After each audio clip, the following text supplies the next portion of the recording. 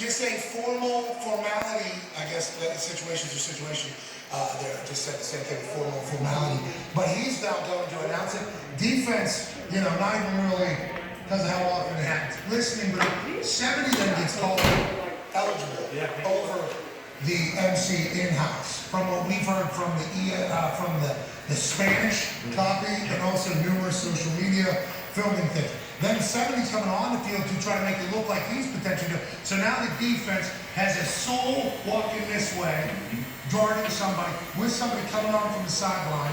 So the defense is trying to make a lot of decisions. I've never seen eye candy on a reporting. I've never seen eye candy on a reporting before. It's next level. This is next level. This is high IQ stuff. And then all of a sudden, bang, worse things will all happen. Happens we fail four straight 2-point conversion mindsets. We're going even from the 7. We're going to do something. And instead of a historic season, we still have the opportunity to do it. We have a little bit of the same old Lions situation here brewing after the brand new Lions do something that hasn't happened in 30 years in Detroit. It's just going to add another chip on their shoulder. But we didn't get a chance to say, what are these refs doing? Banging about themselves. D-Butt, I know you're a defense player, so you're going to view this obviously a lot differently than me. What do you think went wrong in this particular situation? And are we just saying that Brad Allen, his crew, that have been demoted to legend from the players? Now, thank you. That being reported from the internet. We have no idea how that information got out so quick to these different, you know what I mean? Already. Because normally they don't talk about it at all, but I do appreciate the fact that some people have found out and they're telling the world, hey, he ain't gonna be in the playoffs. It's like, there's a lot of bad refs. It's not, Brad is definitely a Brad ref, and it might be Joe over for him to go into the playoffs, shout out Dumpy, but I don't know how that info got out. What is your takeaway from this? Yeah, it's tough. Obviously, refs got a tough job.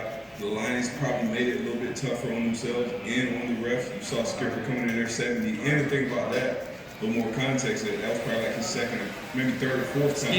When he was reporting himself as the eligible jumbo tight end. As defenses, your game plan, and you know who the jumbo guys are. We had a play, I think, last week on everything DB, the D-back D with the offensive line in the backfield, so I'm sure he had to report. And you seen it, you heard coaches talk about it. You gotta, verbal, non-verbal, hey ref, I'm reporting eligible, then that was to the defense, so I think that kind of confused them. As soon as he saw 70 running on, he's probably anticipated that it was going to be him again. Decker was kind of trying to be a little low-key about it. And who knows how the defense would have adjusted differently if they knew 68 was the eligible receiver. So it was tough. You hate to see a game come down to that. Self-love is important. You can't love someone until you find out how to love yourself. You could love someone all day long, right? But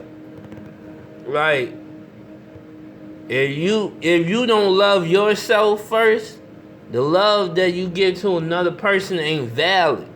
That's just with me. I would never